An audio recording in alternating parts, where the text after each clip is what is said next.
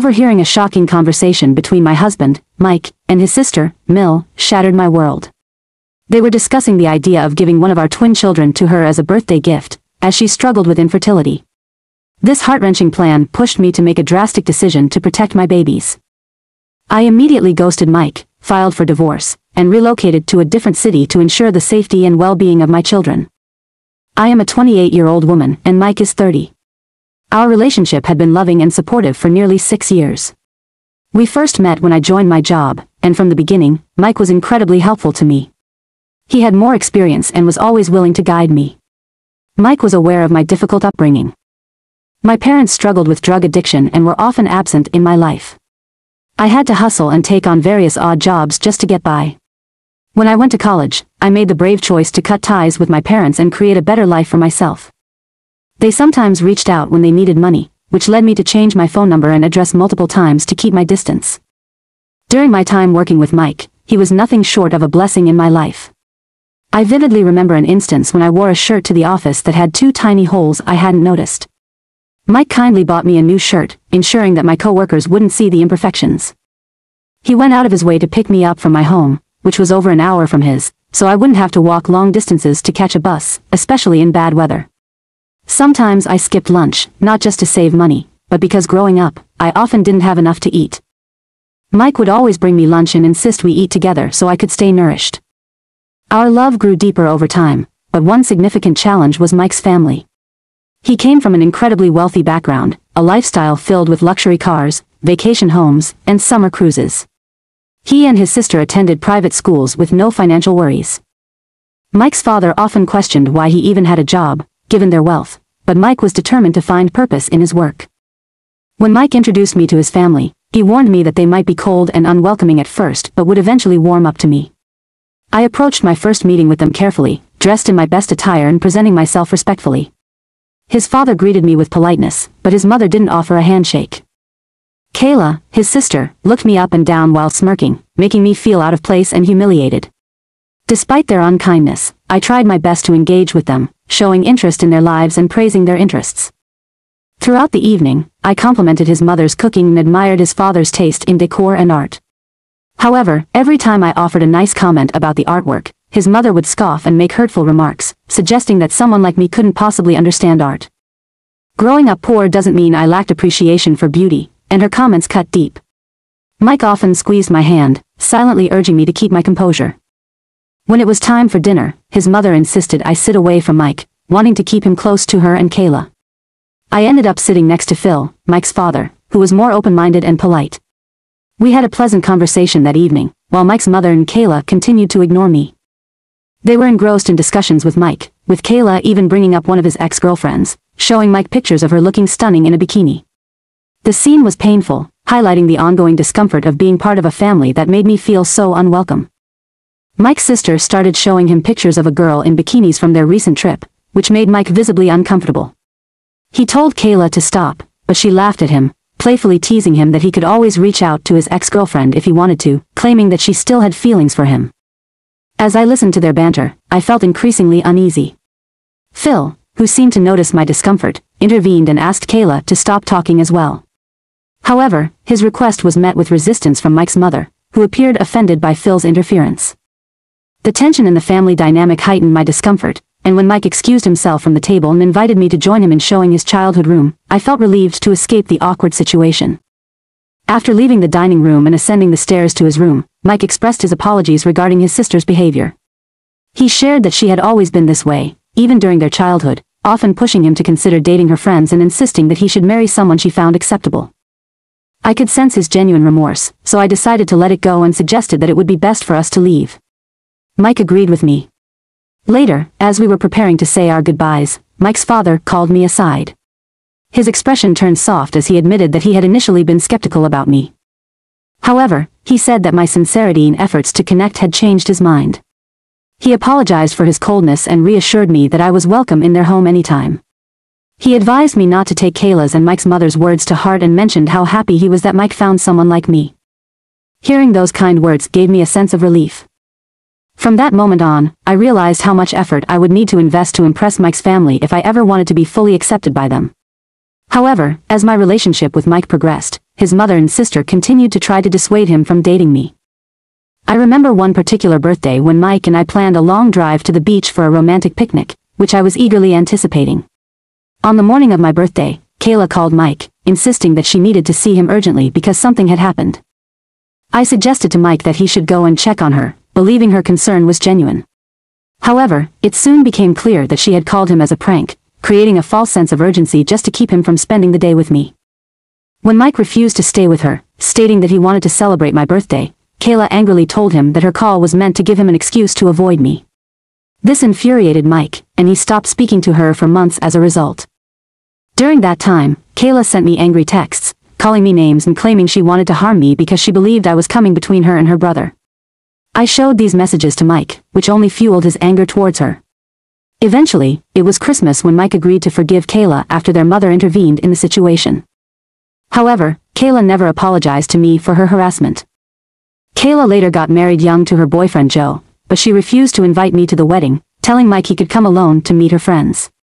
Mike stood his ground and refused to attend without me, which forced Kayla to include me in the guest list. For the wedding, I wore a long pink floor-length dress that Mike and I had chosen together, knowing it was a special occasion where everyone was expected to dress nicely. Mike told me I looked incredibly beautiful, and I received compliments from several other guests, including Phil, during the celebration. However, later on, Kayla confronted me about my appearance at the wedding, accusing me of upstaging her. Despite the fact that other guests also wore similar floor-length dresses, she yelled at both me and Mike, claiming that I had worn the dress intentionally to attract male attention. Mike attempted to calm her down, explaining that I had not meant to overshadow her special day. Mike attempted to calm Kayla down by explaining that hurting her feelings was not what we meant to do. Unfortunately, Kayla was not interested in listening. Instead, her attitude toward me only worsened after that incident. Over the years, Mill and SIL made several hurtful comments about my appearance. They often insulted me, saying that I looked poor or called me a fat pig when I gained just a few pounds. They even mocked me and my family background in front of their friends, showing a consistent dislike for me no matter how hard I tried to be polite. As the 4th year of my relationship with Mike approached, I began to feel that there was no point in trying to engage with them anymore. Their unkindness was starting to take a toll on my self-esteem. I realized there were only so many jabs I could take about how I looked before it became too much to bear. After having an important and serious conversation with Mike, I decided it was time to put my foot down. From that point on, I opted not to accompany him to family dinners or any events. I also chose to stop responding to messages from S and Mill. I began to ignore them just as they had ignored me for years. This change in my behavior led to a notable improvement in my mental health.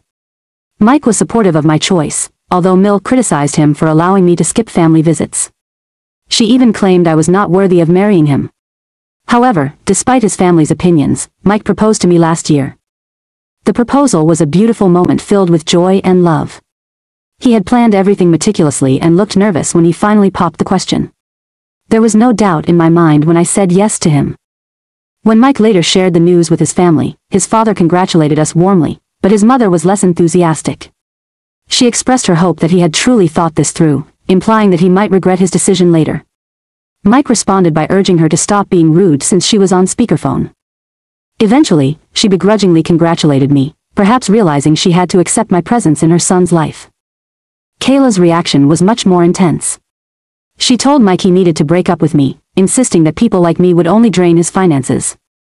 Her comment was not just offensive, it also shocked Mike, showing him just how low his sister thought of me. He firmly told her that if she disapproved of our relationship, she was free to skip the wedding. They had a heated discussion, during which Kayla even went so far as to call me a gold digger. However, 2 days later, she reached out to me with an apology. I wondered if she and Mill had finally discussed things and realized they could not keep me away from their brother. I communicated to Mike that I would be open to signing a prenuptial agreement before our marriage. I wanted him to know that my intentions were not based on his financial status but on the kindness and support he had shown me. I was happy with my life and my job, and I did not need anything more from him. Mike reassured me that he understood my true feelings and would never pressure me to sign a prenup. As the wedding day approached, I wanted to look my best, so I committed to a rigorous workout routine. I occasionally shared appropriate post-gym selfies on my private social media account, where I had more female followers than male. One weekend, after returning home from a family dinner, Mike mentioned how Kayla and his mother had speculated that I must be cheating on him because of the pictures I was posting. He explained that they claimed women who shared such photos were seeking attention from other men. Mike stood up for me during that conversation, but it still made him question me. He asked me directly if I was being unfaithful, and I was taken aback by his accusation. I quickly insisted that I was not cheating and expressed how hurt I was that he would even think such a thing. Mike apologized, explaining that his sister and mother had gotten into his head, leading him to doubt me. It was important for me to clarify that my account was private and that I was simply sharing my journey through fitness. I have more female followers on my account than male followers, and to this day, I find myself puzzled as to why Mill and Kayla would make a comment like that to Mike during the wedding. Mill and Kayla seemed to do everything they could to stir up trouble. Kayla kept insisting that she wanted to be a bridesmaid, but I firmly said no. This led to a phone call from Mill, who chastised me for not including Kayla in the wedding party, claiming it would reflect poorly on our family. I reminded her that Kayla hadn't included me in her own wedding party either. Mill's response was that Kayla was about to become my sister-in-law, so I had to include her, or she wouldn't contribute toward our wedding expenses. This situation escalated into a significant argument. After I explained everything to Mike, he spoke to Phil, who assured us that the money being spent on our wedding was Phil's, and Mill had no authority over our plans. I could only imagine the look on Mill's face when she realized her attempts to manipulate our wedding preparations had failed. Fortunately, the wedding went off without a hitch, and we experienced no further interference from Mill or Kayla. Mike and I felt strong together, and I thought our life was settling into a good place. However, a recent event has made me question everything. The situation began 3 months ago when I discovered that I was pregnant with twins. The news came as a delightful surprise to both Mike and me, filling us with immense joy. We had been trying to have a baby since we got married, and finding out that we were expecting not 1 but 2 babies felt like a dream. Mike, brimming with enthusiasm, insisted we have a family gathering to announce my pregnancy. Although I preferred a more private announcement, I understood his eagerness to share the joyous news and agreed. When we made the announcement during the party, everyone rushed over to hug us and offer their congratulations. However, I immediately noticed that S and Mill looked extremely displeased, glaring at me with what felt like hostility. For context, Kayla had married before us and had been trying to conceive for quite some time. I had heard from Mike that she faced infertility and had been unsuccessful in getting pregnant despite trying numerous methods with her husband, Joe. Mike, Joe, and Phil had even suggested to Kayla that she consider adoption if she wanted children. However, Kayla adamantly refused, expressing her disinterest in raising a child who might not come from a privileged background. It was clear that she wasn't happy about my pregnancy announcement. Aware of Kayla's struggles, I had hesitated to make the announcement in front of everyone. I genuinely sympathized with her situation, even if our relationship was complicated. As the relatives began asking about our baby shower and the gender of the babies, Kayla suddenly burst into tears and ran to the bathroom, locking herself inside. Understandably, this shifted the atmosphere in the room from joyful to somber. Mike and Mill pleaded with her to come out, but she wouldn't unlock the door. After about 30 minutes of coaxing, she finally emerged with red, puffy eyes. She looked directly at me and accused me of being inconsiderate by not discussing the announcement with her first, given her inability to have children. I tried to explain that I never intended for her to feel hurt, but she dismissed my words and left the party with Joe. Later, Mill scolded me, claiming I was selfish and that I always managed to make things revolve around me, without regard for others' feelings. After the party, Mike apologized, assuring me he would speak with Mill and Kayla to clarify that the idea to make the announcement in such a way was entirely his and that he never intended to hurt his sister. Despite my husband's reassurances, I still felt guilty about Kayla's reaction. Mike insisted that the situation was not my fault. The following weekend, when Mike went to his parents' house for dinner, I chose to stay home as usual, wanting to avoid any family drama. I'm not sure what discussions took place at dinner, but when Mike returned home, he told me that he had ended up apologizing to Kayla. He found himself apologizing to Kayla because she was really hurt about everything that had happened. He recounted how she had opened up to him about the emotional toll her struggles had taken on her life. Kayla had shared detailed stories about the countless medical tests she endured and the sleepless nights filled with tears that stretched on for years. Listening to her, he felt a deep pang of guilt. Despite the tensions that existed between them, Kayla was still family, and the thought of her suffering weighed heavily on his mind. Beneath the surface of resentment and animosity, he realized there was a woman who was genuinely hurting and needed compassion. Mike suggested that he should reach out to her, and he agreed. He sent a message to Kayla, apologizing for not informing her about his pregnancy before the party. He expressed his desire to mend their relationship before the twins were born so they could start fresh as a family. To his surprise, Kayla responded with unexpected warmth and understanding. She thanked him for reaching out and took responsibility for her part in the strained relationship.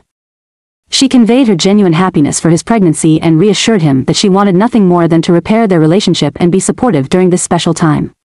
Kayla even offered to throw a baby shower for him, expressing how she had never had the chance to organize one for anyone else and would love to do it for him. He graciously accepted her offer. In the months leading up to the baby shower, he noticed a marked change in both Kayla and his mother-in-law's behavior. They were unusually kind and sweet, frequently calling to check on his health and sending flowers with notes that read, "Hope you're feeling okay," or "Can't wait to see the twins." This sudden shift was surprising and a bit unsettling.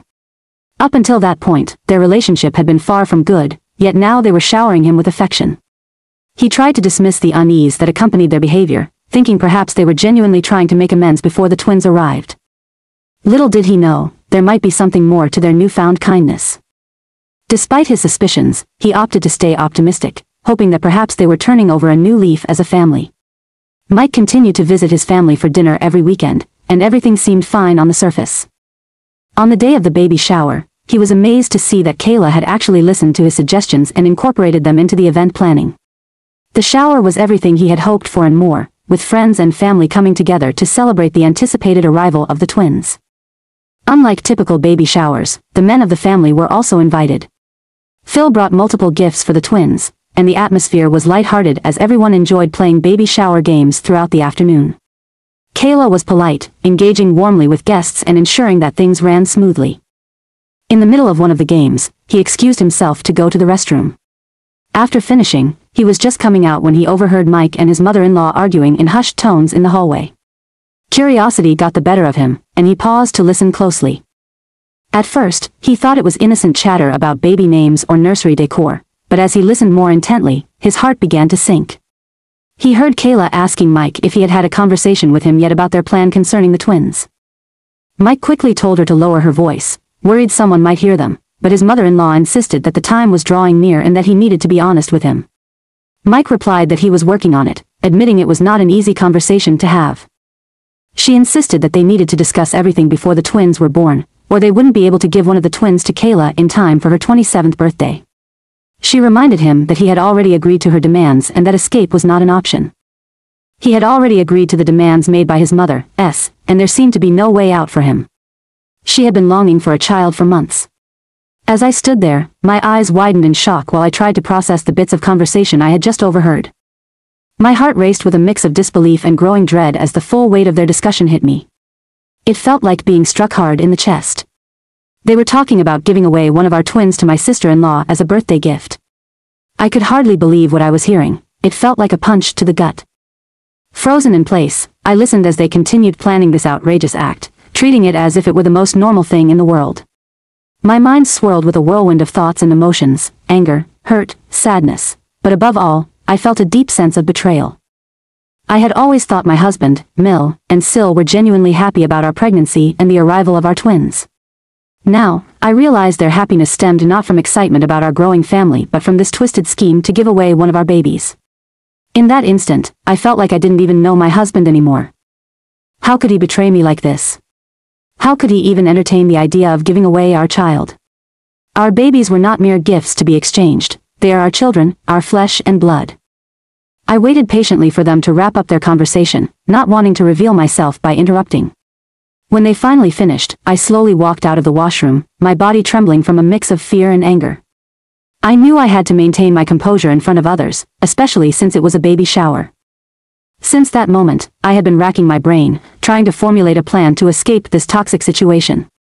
I could not risk the future safety of my twins. This family felt dangerously unstable, and now I couldn't even trust my husband. Every time I saw him, I felt the urge to scream, but I was holding it together, pretending all was well while secretly planning my exit. However, my pregnancy hormones had me worried about the possibility of being seen as the bad guy for leaving my husband without asking for an explanation. Though I was prepared to be a single mother, I wondered if I should give the father of my children a chance to explain himself before tearing our family apart completely. An update came afterward, thanking everyone for their advice and suggestions. After reading through the comments, I felt more determined than ever. I wanted to reassure everyone that I would never allow anyone to take my baby away from me. I reached out to my best friend, someone I had known for many years, to ask for her help. She was just as shocked as I was that my husband could even contemplate such a plan with his family. She agreed to assist me in moving out, and I planned to live with her while I filed for divorce. That night would be the last I spent in the same house as Mike, and the following day, I would leave without a note or any explanation, believing he didn't deserve one. 2 weeks passed since that update, and I felt a strong need to provide everyone with another update on the events that had unfolded. As mentioned before, I had made the heart-wrenching decision to file for divorce from Mike after overhearing his unsettling conversation with his mother about our twins. It was a sad choice that I knew was necessary for the safety of myself and my children. With the help of my best friend, I gathered my belongings and left our home while Mike was at work.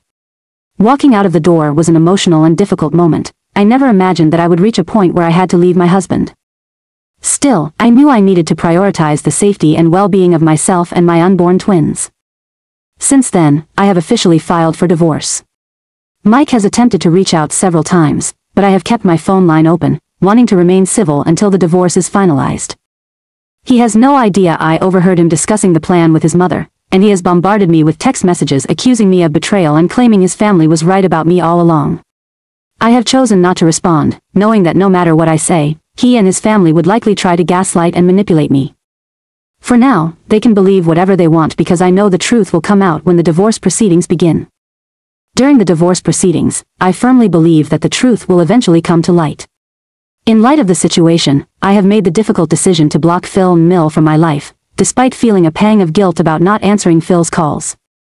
The uncertainty surrounding his involvement in the troubling plan leaves me no choice but to protect myself and my children. The past few days have been filled with tears and heartache, but I have been fortunate to have my best friend by my side throughout this ordeal. Her unwavering support reminds me that choosing to leave such a toxic person does not make me a bad mother. She constantly reassures me and helps me work through my feelings of guilt, especially as I prepare to embrace my new role as a single mother. I am eager to return to work as soon as possible.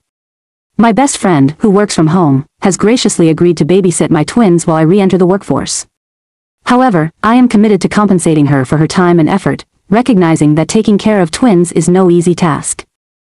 I understand that this arrangement is not perfectly structured, and I sometimes find myself wishing for the support of reliable parents during this challenging time. Unfortunately, that is not an option for me. My best friend's help is temporary, as she can only assist until my divorce from Mike is finalized. Once I secure child support, I plan to hire a professional nanny, which will offer more stability for my family. I know the journey ahead will not be simple, but I am determined to create a nurturing and loving home for my twins. I sincerely appreciate the encouragement and support I have received from my friends and community during this tough period in my life. Hello everyone, it's been 6 months since my last update, and there have been significant developments in my life. The most joyous news is that I have welcomed my beautiful twins, Jackson and Vinny, into the world. Leading up to their birth, I felt anxious, but as soon as I held my precious babies in my arms for the first time, all my worries vanished. They mean the world to me, and I am grateful for my decision to remove them from that chaotic family situation. My divorce from Mike has finally been finalized. Despite his desperate pleas for reconciliation, he was denied custody of our children. During the proceedings, he learned the truth about why I had left, and he appeared genuinely shocked that I had discovered his plan. He attempted to apologize and explain his actions by claiming he was under immense pressure from his family, but his excuses only deepened my disappointment. I discovered that Phil, too, was aware of everything. Although he had tried to speak against S and Mill, he was ignored.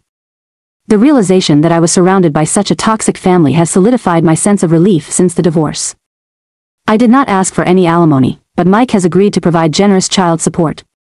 This financial assistance will enable me to give my children the best possible life.